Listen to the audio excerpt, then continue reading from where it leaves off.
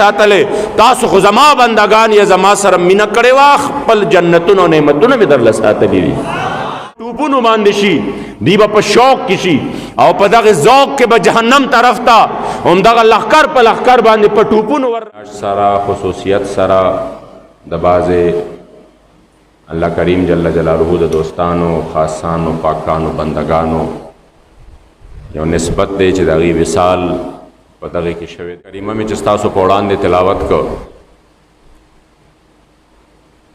په هغې کې الله کریم جل جلاله فرمایي چې د محشر په ورځ باندې به ډېر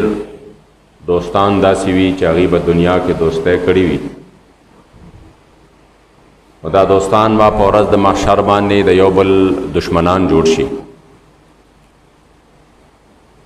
او لاسونه به مروړي چې خدایه ما د فلاني سړي سره دوستي ولې کړې ده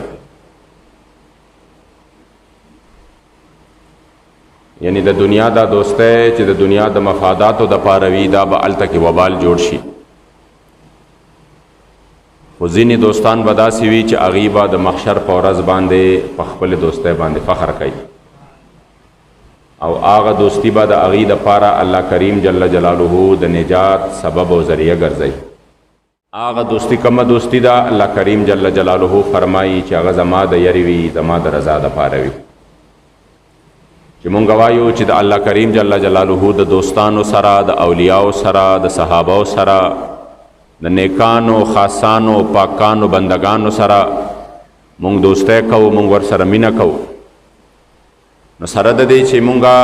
لیدلې دوی نه دي مثلا زه ویمه زمونږ مینه ده زمونږ محبت دی د صحابو سره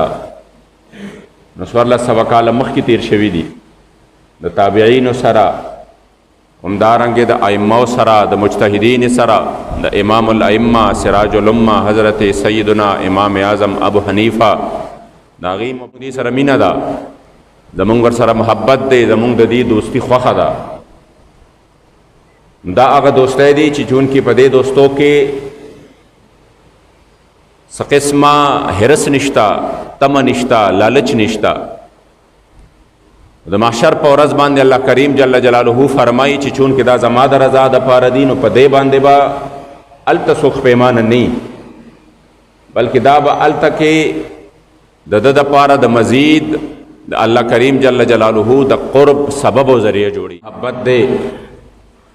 چې حضرت سعید بن جبیر رضی الله تعالی عنہ مبارک راوی دی هغه مبارک فرمایي چې د ورځ د محشر باندې به الله په دې باندې فخر کوي چې دا کم محبت د الله او د هغه د رسول د رضا دپاره وي په ورځ د محشر به الله په د خپلو مؤمنانو په د خپلو بندګانو باندې فخر کوي او فخر به څنګه رب العزال به د فرښتو د ټول مخلوق په وړاندې کفار راوغواړي ورته به وایي راشئ کفارو ته به مخې ته بوتان کېدي کفارو ته به وایي چې کفارو تاسو د دې بوتانو عبادت ولې کو تاسو د دې بوتانو عبادت ولې کو هغې به وایي خدای زمونږ ورسره مینه وه زمونږ ورسره مینه وه نو مونږ به د دغې مینې د وجې نه د دې څه کو د دې عبادت کو الله کریم به فرښتو ته حکم وکړي چې دا بوتان ټول جهنم ته ور واچوئ او حکم به وشي دې ته چې ځای چې د چا سره مینه وي خو د هغه سره انسان وسم خوشحاله وي ورسره نو چې هغې جهنم کې دي تاسو هم ورځئ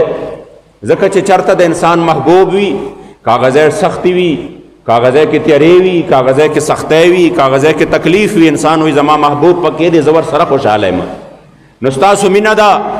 نو ځای چې مینه محبت هم دی ورسره نو فرښتو ته به وایي چې د دې په وړاندې د دې دا بوتان ټول جهنم ته ور واچوي دوی ته وایي چې ورځئ ورپسې دی ټول به لاسونه اوچت کړي نه یا الله دوی جهنم ته غورځئ نو دومره مینه خو ورسره نشته چې مونږ هم ورسره اوسېږئ مونږ ورسره خدای مه سېږده جهنم کې وی بیا به الله کریم جل جلاله فرښتو ته ووایي خو په دغه وخت کې به دا کفار موجود دي بین یدی الکافرین د دې کافرانو په وړاندې به ووایي چې ورشئ زما یو بنده مؤمن راولئ زما بندگان راولئ چې چا دنیا کې زما عبادت کو او د چا ما سره مینه وه نو د دې ټولو په وړاندې به الله د خپل بنده مؤمن نه تپوس وکړي بنده تا زما عبادت کو یا الله ما ستا عبادت کو ښه زما عبادت دې ولې کو بنده به وایي خدایه ځکه مې کو چې تا سره مې مینه وه ته مې خپل رب ګڼلې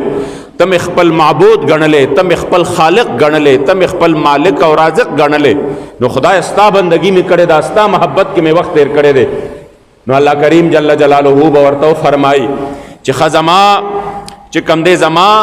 سره د مینه ده، نو هغې به ټول په یو اواز باندې وي خدای تا سره مو مینه وه ځکه م ستا عبادت کو. الله کریم جل جلاله به ورته فرمایي ان کنتم احبائي فادخلوا جهنم، ښځه چې ما سره مینه وه نو زما حکم دی چې ورځئ جهنم ته، زما حکم دی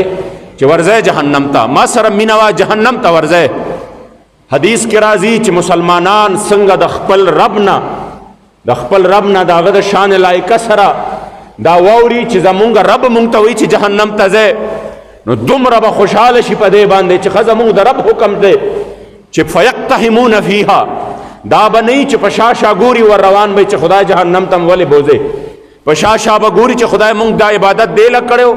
چې مونږ به جهنم ته بوځې، نه بس د رب حکم دی فیقتحمون فیها، دی به په ټوپونو شي لکه څنګه چې یو ځای ته سړی په خوشحالۍ باندې په ټوپونو باندې شي، دی به په شوق کې شي او په دغه ذوق کې به جهنم طرف ته همدغه لښکر په لښکر باندې په ټوپونو ورکم وکړه، ډایرکټ به د الله د طرف نه ندا وشي او ندا به دا وشي والذین آمنوا اشد حبا لله، ای زما بندگانو تاسو له ما جهنم نه دی ساتلی، دا خو ما کفارو ته ښودله چې مینه وینو داسې وي لکه دا زما بندگان چې زما سره کوي، چې زما حکم یې واورېده څنګه په خوشحالۍ باندې جهنم ته روان دي. تاسو خو زما بندگان یې زما سره مینه کړې وه، خپل جنتونه او نعمتونه مې درله ساتلي وي.